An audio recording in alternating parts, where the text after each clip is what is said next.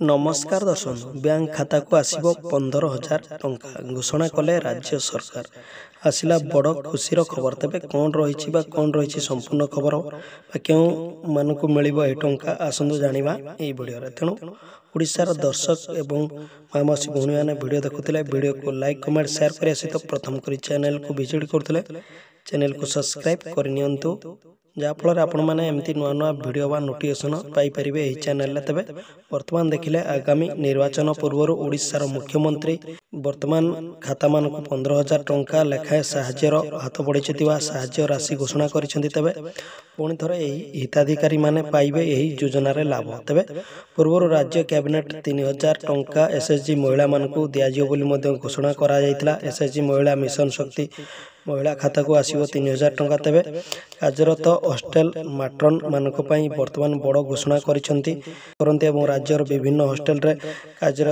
कार्यरत माट्रन मानक पई पारिश्रमिक राशि वृद्धि 10,000 परिवर्ते वर्तमान 15,000 वृद्धि घोषणा करिसेंती ओडिशार राज्य सरकार, जहाँकि वर्तमान बहुत बड़ खुशी खबर। तेज सहायता राशि 10,000 परिवर्ते 15,000 घोषणा करिसेंती। चाकरी कार्यकाल सले 1 लाख सहायता राशि एवं चाकरी समय देहांत हेले 2 लाख टंका घोषणा करिसेंती राज्य सरकार बा ओडिशा सरकार। तेबे वर्तमान जहाँ गोटे बड़ खबर।